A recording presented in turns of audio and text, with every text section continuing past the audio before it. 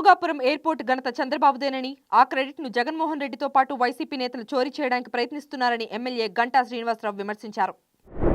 అనంతపురం జిల్లా ఉరవకొండలో భూ ఆక్రమణలపై వైసీపీ నిర్వహించిన ధర్నా ఉద్రిక్తంగా మారడంతో మాజీ ఎమ్మెల్యే విశ్వేశ్వర్రెడ్డి, మాజీ ఎంపీ గోరంట్ల మాధవన్ను పోలీసులు అరెస్టు చేశారు. కాంగ్రెస్ ప్రభుత్వం యూత్ డిక్లరేషన్ హామీలు నెరవేర్చకుండా నిరుద్యోగులను మోసం చేస్తోందని బీఆర్ఎస్ కార్యనిర్వాహక అధ్యక్షుడు కేటీఆర్ తీవ్రస్థాయిలో ధ్వజమెత్తారు. క్యూములోనింబస్ మేఘాల ప్రభావంతో తెలంగాణలోని పలు జిల్లాల్లో వర్షాలు కురుస్తుండగా రాబోయే భారీ వర్షాలు మరియు ఈదురుగాలుల నేపథ్యంలో 11 జిల్లాలకు వాతావరణ శాఖ యెల్లో అలర్ట్ జారీ చేసింది. జేపీఎస్సీ పరీక్షల్లో అవకతవకలు జరిగాయంటూ రాంచీలో విద్యార్థులు చేపట్టిన ఆందోళన తీవ్ర రూపం దాల్చగా పరీక్ష రద్దు మరియు సీబీఐ దర్యాప్తు కోరుతూ ప్రారంభమైన నిరాహార దీక్షకు కాక్రోచ్ జనతా పార్టీ మద్దతు ప్రకటించింది. మహిళా రెజ్లర్పై లైంగిక వేధింపుల కేసులో సరైన ఆధారాలు లేకపోవడంతో భారత రెజ్లింగ్ సమాఖ్య మాజీ అధ్యక్షుడు బ్రిజ్ భూషణ్ సింగ్తో పాటు వినోద్ తోమర్లను కూడా ఢిల్లీ రౌజ్ అవెన్యూ కోర్టు నిర్దోషులుగా ప్రకటిస్తూ కేసు కొట్టివేసింది.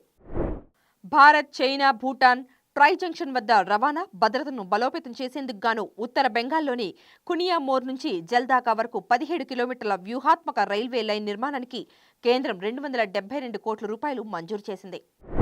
పెరూలో ప్రసిద్ధ నాజ్కా లైన్స్ ను వీక్షించేందుకు ఐరోపా పర్యాటకులతో వెళ్లినటువంటి విమానం కూలి 13 మంది మృతి చెందారు.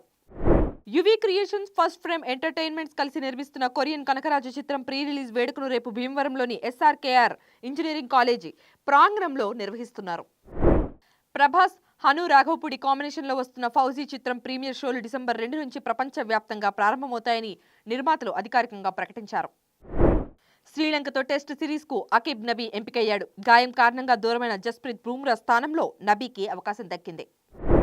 భారత ఆటగాళ్లు వరుసగా గాయాల పాలు కావడంపై అసంతృప్తి నెలకొనడంతో చీఫ్ ఫిజియో కమలేష్ జైన్ పై వేటు వేసేందుకు బీసీసీఐ యోచిస్తోంది.